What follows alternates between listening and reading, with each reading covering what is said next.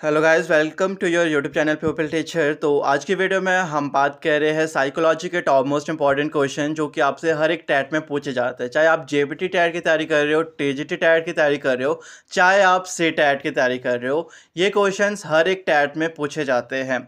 तो आज की वीडियो का सबसे टॉप मोस्ट और सबसे पहला क्वेश्चन है, storage is a process of memory. यानी कि किसी चीज़ को स्टोरेज करना, किसी चीज़ को धारण करना, रिटेंशन करना, वो स्मृति की कौन सी प्रक्रिया मानी जाती है। स्टोरेज हमारे पास मेमोरी की सेकंड प्रोसेस होती है। सबसे पहली हमारी जो मानी जाती है वो आपके पास होता है लर्निंग, यानी कि अधिगम करना। दूसरी जो प्रक्रिया मानी जाती है धारण करना, स्टोरेज करना, रिटेंशन करना।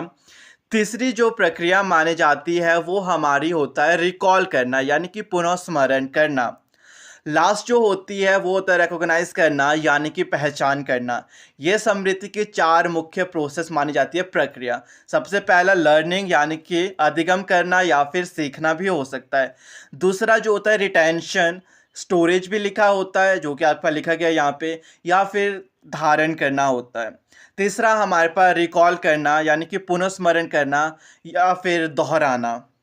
लास्ट जो होता है पहचान, रिकॉग्नाइज या रिकॉग्नाइजेशन करना। तो ये चार प्रक्रिया हमारी होती है स्मृति की। और यहाँ पे आपसे पूछा गया था स्टोरेज, तो स्टोरेज आपकी दूसरी होती है, यानी कि यहाँ पे जो आपका ऑप्शन नंबर बी है वो बिल्कुल सही है। सभी को पता है हिमाचल में हमेशा आपके दो बार टैट होते हैं। एक आपका जून सेक्शन में होता है और एक आपका यहाँ पे नवंबर सेशन में होता है। तो जो आपका अभी जून सेशन में टैट होने वाला है उसके लिए हमने बैच को ओपन किया है और ये बैच आपका जेबीटी टैट के लिए रहेगा। ठीक है, 2025 में जो टैट होएगा इसमें आपकी ऑनलाइन क्लासेस होएगी गूगल मीट ऐप के ऊपर, जिसमें कि आपको नोट्स और पीडीएफ से प्रोवाइड करवाए जाएंगे। इस बैच को ज्वाइन करने से बेनिफिट आपको ये मिलता है कि आपकी जो मैथ सेक्शन की क्लास होगी उसका एक रिवीजन बैच आपको मिलेगा। यानी कि मैथ्स की जो क्लासेस होगी वो आपको 2 बार करवाई जाएगी रिवाइज करके भी। अगर आप में से कोई भी बैच को ज्वाइन करना चाहता है, मेरा व्हाट्सएप नंबर आपको स्क्रीन पे दिख रहा है, आप इस पे टेक्स्ट कर सकते हो।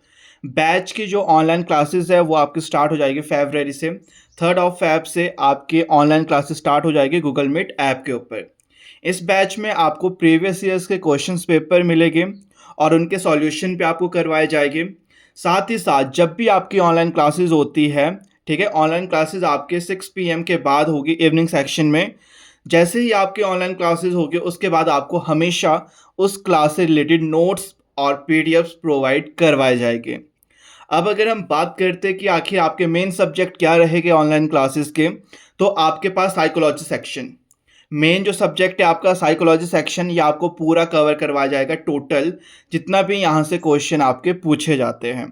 नेक्स्ट आपका इंग्लिश सेक्शन, पूरा का पूरा इंग्लिश सेक्शन करवाया जाएगा। जितने भी आपके टॉपिक्स रहते हैं पार्ट्स ऑफ स्पीच के अंडर भी, और वॉइस हो गया, नरेशन हो गया, मॉडल्स हो गए, डिटर्मिनर्स हो गए, आर्टिकल्स हो गए, सब टॉपिक आपको करवाए जाएंगे। नेक्स्ट जो आपका मेन सब्जेक्ट है Hindi section, Hindi section totally आपको पूरा करवाया जाएगा। जितना भी वहाँ से क्वेश्चन आता है हर एक पार्ट आपको करवाया जाएगा हिंदी सेक्शन का भी।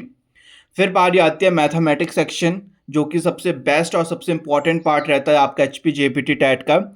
इवन कि मैथ सेक्शन की तो हम आपको रिवीजन क्लासेस भी प्रोवाइड करवाएंगे। एक ही टॉपिक को 2 बार आपको करवाया जाएगा क्योंकि मैथ सेक्शन थोड़ा डिफिकल्ट रहता है यहाँ से, तो इसको 2 बार आपको करवाया जाएगा। साथ ही साथ जो साइंस सेक्शन रहता है आपका, जहाँ से कि 4-5 क्वेश्चन आपके पूछे जाते हैं जीके सेक्शन के अंदर, साइंस सेक्शन भी आपको करवाया जाएगा।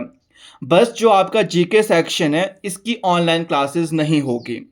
बाकी आपका इंग्लिश हो गया, मैथ्स हो गया, साइकोलॉजी हो गया और हिंदी सेक्शन, इन सब की ऑनलाइन क्लासेस होगी गूगल मीट ऐप के ऊपर। साथ ही साथ कोशिश रहेगी जितने आपके ये टॉपिक है, अगर इनसे रिलेटेड कोई वीडियोस यूट्यूब पर पड़ी है वो भी आपको प्रोवाइड करवाई जाएगी। अब अगर हम बैच की टोटल फीस बात करते हैं, टोटल आपकी 550 है जो कि आपकी मई तक की है, जिसमें कि आपको पूरा सिलेबस हम करवा लेंगे एच पी टैट से पहले पहले। आपका टोटल जितना भी सिलेबस रहता है जेबीटी टैट का वो आपको क्लियर करवाया जाएगा और टैट की टोटल फीस आपकी 550 है। Next question, encoding is a process of, यानी कि किसी चीज़ को एनकोड करना वो किसकी प्रक्रिया मानी जाती है। तो ये बात हमेशा ध्यान देना, encoding is a process of memory. यहाँ पे आपका ऑप्शन भी बिल्कुल सही है, समृद्धि। जो आपकी एनकोडिंग है वो समृद्धि की ही प्रक्रिया मानी जाती है। नेक्स्ट क्वेश्चन सबसे top most important question, who establish the first psychology laboratory. अगर कभी भी आपसे पूछा जाता है सबसे पहले मनोवैज्ञानिक प्रयोगशाला किसने स्थापित की है, तो वो हमारी की थी विलियम वुंट ने। कई बार सिंपल वुंट ही होता है, जो कि ऑप्शन सी यहाँ पे है। विलियम वुंट ने हमारे पास सबसे पहले मनोवैज्ञानिक प्रयोगशाला की स्थापना की है। साथ ही साथ विलियम वुंट को मनोविज्ञान का जनक भी माना जाता है। William Wundt is also known as the father of psychology. Simple जो मनोविज्ञान है उसके जो जनक माने जाते हैं वो हमारे पास विलियम वुंट माने गए हैं। नेक्स्ट क्वेश्चन है, who has formulated the type of intelligence such as. पहला आपके पास कॉन्क्रीट इंटेलिजेंस, एब्स्ट्रैक्ट इंटेलिजेंट और आपके तीसरे बताई गई है सोशल इंटेलिजेंस। यानी कि जो आपके पास इंटेलिजेंस होती है, आपकी जो बुद्धि होती है, उसके इन तीन भागों को किसने विभाजित किया है। पहली कॉन्क्रीट, एब्स्ट्रैक्ट की बात की जाती है, सोशल जो आपकी इंटेलिजेंस है जिसको कि मूर्त बुद्धि हो गया, अमूर्त होगा और सामाजिक। इन तीनों के बारे में हमारे को बात की थी थॉर्नडाइक। इंटेलिजेंस में सबसे मेन रोल जो प्ले किया गया है वो थॉर्नडाइक ने किया है। यहाँ पे आपका ऑप्शन डी बिल्कुल सही है। इंटेलिजेंस को आपके पास जो मूर्त, अमूर्त और जो आपके पास सामाजिक है, इसमें जो डिवाइड किया गया है कॉन्क्रीट, एब्स्ट्रैक्ट और सोशल इंटेलिजेंस में, वो थॉर्नडाइक ने किया है आपके इंटेलिजेंस को। तो यहाँ पे डी ऑप्शन बिल्कुल सही है। नेक्स्ट क्वेश्चन आपका है, the psychological method of individual study of child is. यानी कि मनोविज्ञान की ऐसी विधि जिसके द्वारा हम किसी पर्टिकुलर बच्चे के बारे में डीपली स्टडी कर सकते हैं। तो ये आपके पास सिर्फ एक लौता मेथड है, केस स्टडी। आपका केस स्टडी मेथड ऐसा है जहाँ पे एक इंडिविजुअल स्टडी की जा सकती है चाइल्ड की, जिसमें कि डीप स्टडी होती है। अगर कभी पूछा जाता है कि ऐसा कौन सा मेथड है जहाँ पे डेप्थ स्टडी की जाती है, बिल्कुल डीप जाके इन्वेस्टिगेशन होती है, तो केस स्टडी है, जिसमें कि हम एक बच्चे के friends, relative, family member, brother, neighbour सबसे उसके डिटेल में पूछते हैं। केस स्टडी सबसे इम्पॉर्टेंट मेथड है, सबसे डेप्थ मेथड है, जिसके द्वारा किसी भी स्टूडेंट की पर्सनल प्रॉब्लम्स को, उसके जो नीड्स है उसको समझा जा सकता है। नेक्स्ट क्वेश्चन है, how many pairs of chromosome are there in our body. यानी कि हमारे शरीर में गुणसूत्रों का कितने जोड़े पाए जाते हैं। तो एक मानव के शरीर में जो गुणसूत्रों के जोड़े पाए जाते हैं, क्रोमोसोम्स के पेयर पाए जाते हैं, वो 23 पाए जाते हैं, यानी कि 23। यहाँ पे ऑप्शन ए बिल्कुल सही है आपका। और कई बार आता है जीन्स मेड अप ऑफ, जो आपके जीन्स होती है आखिर वो किससे मेड की जाती है या किसके ऊपर निर्भर रहती है, वो आपके डीएनए के ऊपर डिपेंडेंट रहती है। तो जीन्स से कभी भी क्वेश्चन आता है वो संबंध रखती है आपका डीएनए के साथ। नेक्स्ट क्वेश्चन आपके पास है, what is important factor in human development. यानी कि एक ऐसा मुख्य कारक कौन सा है जो एक मानव के विकास में मेन भूमिका निभाता है। सबसे इम्पॉर्टेंट आपके पास है हेरिडिटी एंड एनवायरनमेंट, यानी कि वंशानुक्रम और पर्यावरण। यहाँ पे ऑप्शन सी आपका बिल्कुल सही है। एक बात हमेशा ध्यान देना, साइकोलॉजी में कभी भी मुख्य कारक पूछा जाता है, मेन फैक्टर, जो कि किसी भी पर्सन की पर्सनैलिटी, बिहेवियर, इंटेलिजेंस, इंटरेस्ट या फिर उसकी डेवलपमेंट या फिर उसके ग्रोथ, इन सब को प्रभावित करने वाला जो मुख्य कारक माना जाता है वो आपके पास हमेशा हेरिडिटी एंड एनवायरनमेंट रहता है, यानी कि वंशानुक्रम और आपके पास पर्यावरण। ये सबसे मेन भूमिका निभाता है पर्सन की लाइफ में।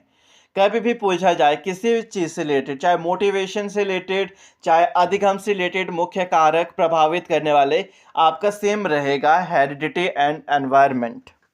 नेक्स्ट क्वेश्चन हमारे पास, क्रिएटिविटी इज़ आइडेंटिफाइड बाय। यानी कि क्रिएटिविटी जो है सृजनात्मक, उसकी पहचान किस तरीके से की जाती है। क्रिएटिविटी का मतलब ये होता है कि इस चीज़ को क्रिएटिव वे में नए तरीके से दिखाना, यानी कि न्यू रिजल्ट्स। जब हमारे पास किसी भी चीज़ के न्यू रिजल्ट्स आते हैं, किसी को क्रिएटिव वे में बिल्कुल अच्छे से सजा करके न्यू रिजल्ट लाए जाते हैं, उसको सृजनात्मक कहा जाता है। यहाँ पे आपका ऑप्शन डी बिल्कुल सही है, creativity is identify bye new results. अगर हमारे पास नए रिजल्ट्स आते हैं, मान के चलो आप कोई पर्सन को ड्राइंग देते हैं, छोटे बच्चों को हम ड्राइंग बना के देते हैं, उसमें जो कलर करके जो बच्चा देता है उसे क्रिएटिविटी कहा जाता है, यानी कि जो न्यू रिजल्ट्स वो दे रहा है हमें कलर करके, वो बच्चे की क्रिएटिविटी कहलाई जाती है। नेक्स्ट क्वेश्चन, सबसे top most important question, educational psychology is helpful in, यानी कि शैक्षिक मनोविज्ञान किसके लिए आवश्यक है या किस में हेल्पफुल है। ठीक है, पहला है टू नो सेल्फ, अपने बारे में जानने के लिए। दूसरा टू नो द चाइल्ड, यानी कि बच्चों के बारे में जानने के लिए। तीसरा to select method of teaching, यानी कि विधियों को चयन करने के लिए, टीचिंग के जो मेथड्स है उनका चयन करने के लिए। फोर्थ हमारे पास है इनकम्प्लीट एजुकेशन प्रोसेस, जो हमारे पास शिक्षा की प्रक्रिया है उसमें बिल्कुल मेन भूमिका निभा जाए। तो यहाँ पे जो सबसे मुख्य है आपका वो है ऑप्शन डी, एजुकेशनल साइकोलॉजी हमें हेल्प करती है बच्चों की समस्या का समाधान करने के लिए, यानी कि शिक्षा से रिलेटेड जितनी भी समस्या रहती है बच्चों की, उनका समाधान करने के लिए हमें शैक्षिक मनोविज्ञान की आवश्यकता होती है। तो इसका सबसे इम्पॉर्टेंट रोल जो रहता है वो रहता है आपके पास इनकम्प्लीट एजुकेशन प्रोसेस, यानी कि जो आपके पास शिक्षा की पूरी प्रक्रिया है उसमें सबसे मेन भूमिका निभाई जाती है शैक्षिक मनोविज्ञान के द्वारा। नेक्स्ट क्वेश्चन हमारे पास डायग्नोस्टिक इज़, यानी कि जो डायग्नोस्टिक है उसका अर्थ क्या रहता है। सबसे मेन बात जो डायग्नोस्टिक का अर्थ होता है, डायग्नोस करना, यानी कि समस्याओं को समझना और समझने के बाद समस्या का निदान देना, यानी कि प्रॉब्लम को सॉल्व करना बाद में, जिसके में हम उनको रेमेडियल टीचिंग दे के, यानी कि औपचारिक शिक्षा दे करके। इसमें जो सबसे पहला ऑप्शन है लर्निंग, अधिगम, option B teaching, option C है टू नो द डिफ़िकल्टीज। तो रेमेडियल टीचिंग के थ्रू हम समस्या का समाधान करते हैं, बट उन समस्या का समाधान करने के लिए, समस्या को जानने के लिए हम बोलते हैं डायग्नोस करना, यानी कि टू नो द डिफ़िकल्टीज। बच्चे की क्या डिफ़िकल्टी है, कहाँ पे उसे समस्या आ रही है, उसको समझने के लिए हम डायग्नोस्टिक टेस्ट लेते हैं, जिसके थ्रू फिर एक टीचर बच्चों को रेमेडियल टीचिंग देता है, उनकी जो समस्या है उसका समाधान करता है, बच्चे के लिए अच्छे मेथड्स का चयन करता है। तो डायग्नोस्टिक सबसे मेन रोल प्ले करती है किसी भी बच्चे की समस्या को हल करने के लिए। इसीलिए अगर कभी भी पूछा जाता है ऐसा सबसे मेन पार्ट क्या है जिसके थ्रू टीचर बेस्ट मेथड का चयन कर सकता है और बच्चों की समस्या का समाधान कर सकता है, तो आपके पास डायग्नोस्टिक टेस्ट एक ऐसा है, डायग्नोस्टिक जो परीक्षण है उसके द्वारा टीचर बच्चों के बारे में सब कुछ जान सकता है। तो इस क्वेश्चन का जो सही ऑप्शन है ऑप्शन नंबर से, टू नो द डिफ़िकल्टीज, यानी कि डायग्नोस्टिक का मतलब ही होता है डिफ़िकल्टीज को जानना।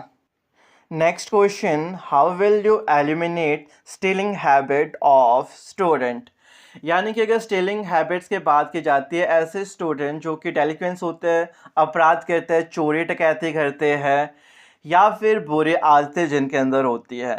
एलिमिनेट का मतलब होता है ख़त्म करना। आखिर ऐसी क्या चीज़ है जिसके द्वारा हम बच्चों की बुरी आदतों को समाप्त कर सकते हैं, ख़त्म कर सकते हैं। सबसे पहला गिविंग रिवॉर्ड्स, बिल्कुल नहीं। बच्चों की बुरी आदतों को अगर हमें ख़त्म करना है तो हम उन्हें रिवॉर्ड थोड़ी नहीं देंगे कि अच्छा काम कर रहे हो तुम, चलो तुम्हें रिवॉर्ड दिया जाता है। बुरी आदत को ख़त्म करने के लिए रिवॉर्ड्स नहीं दिए जाते, बल्कि बच्चों के अच्छी आदतों का विकास करने के लिए, बच्चों को मोटिवेट करने के लिए, उनका इंटरेस्ट बढ़ाने के लिए हम रिवॉर्ड्स का यूज़ करते हैं। नेक्स्ट है ऑप्शन बी, गिविंग एग्जाम्पल्स, यानी कि उदाहरण दे करके। ये ठीक है, वैसे उदाहरण दे करके हम बता सकते हैं कि महान व्यक्तियों के उदाहरण भी दे सकते हैं और जो बुरे व्यक्ति हैं उनके उदाहरण भी दे सकते हैं कि जो महान व्यक्ति थे उनका स्टेटस क्या था सोसाइटी में और जो बुरे व्यक्ति थे उनका स्टेटस क्या था सोसाइटी में। ये बेस्ट एग्जाम्पल है, यानी कि अगर किसी भी बच्चे की बुरी आदतों को समाप्त करना है तो सबसे मेन चीज़ है हम उसे उदाहरण देंगे। ऑप्शन सी हमारा scolding him, option D giving punishment, जो कि रहेगा डांटना या फिर उनको दंडित करना। आप बच्चे को जितना डांटोगे, जितना आप बच्चे को पनिश करोगे या फिर स्कोल्डिंग डांटोगे, चाहे पनिशमेंट दोगे, दंड दोगे, बच्चा उतना डेट बनता है। ये दोनों चीज़ बच्चे का जो बिहेवियर है उसको डिक्रीज करते हैं। रिवॉर्ड बच्चे का बिहेवियर इनक्रीज करता है। दूसरी चीज़ जो आपके पास गिविंग आपके जो भी उदाहरण है एग्जाम्पल्स दे करके, ये सबसे बेस्ट है कि हम बच्चों को उदाहरण देंगे जिसके थ्रू वो समझ जाएंगे इजीली कि उनको कौन से वे में चलना है। Next question, who said two children have no common ability. इस टाइप के क्वेश्चन बहुत आते हैं, या जनक वाले या प्रतिपादक वाले या किसके द्वारा कहा गया है। तो दो बच्चों में समान योग्यता नहीं होती है, ये हरलॉक ने कहा है। ग्रोथ डेवलपमेंट में मेन रोल भी हरलॉक का ये मानना है किसी भी बच्चे में समान आदतें या उसकी क्षमताएं नहीं होती है। हर एक बच्चा इंडिविजुअली डिफरेंट होता है एक न एक पर्सन से। आप एक ट्विंस की बात करो, चाहे रियल ब्रदर सिस्टर की बात करो, किसी की भी बात करो, उनका बिहेवियर डिफरेंट हो सकता है, उनकी इंटेलिजेंस डिफरेंट हो सकती है, उनका एटीट्यूड, उनका इंटरेस्ट, कोई ना कोई बच्चा किसी ना किसी वे में डिफरेंट होता है। ये हमारा हरलॉक का मानना है, किसी भी दो पर्सन में सेम एबिलिटीज़ नहीं होती है। नेक्स्ट क्वेश्चन हमारे पास है, who conduct the experiment on forgetting जो आपके पास विस्मरण, यानी कि विस्मरण के ऊपर जो प्रयोग है आखिर किसने किया है, वो आपका किया गया है एबिंगहॉस के द्वारा, यानी कि ऑप्शन ए। क्वेश्चन पूछा जा सकता है फॉरगेटिंग से, और फॉरगेटिंग का मतलब होता है भूल जाना। कई बार अगर अर्थ पूछा जाए कि फॉरगेटिंग का मतलब क्या होता है, भूल जाना, टू लॉस या टू लॉस्ट। इसका अगर मेन कारण पूछे जाते हैं हेरिडिटी और एनवायरनमेंट तो है ही है, बट कुछ और भी है, जैसे कि इंटरेस्ट ना होना। अगर हमारा किसी चीज़ में रुचि नहीं होती है तो उस पार्ट को हम इजीली भूल जाते हैं, या फिर हो सकता है आपकी हेल्थ अच्छी ना हो, इसके कारण भी हम कई बार चीज़ों को भूल जाते हैं, या आप फिज़िकली फिट नहीं हो, इमोशनली बिल्कुल डेवलप नहीं हो पाए हो, आप सोशली डेवलप नहीं हो पाए हो, ये भी मेन कारण हो सकता है।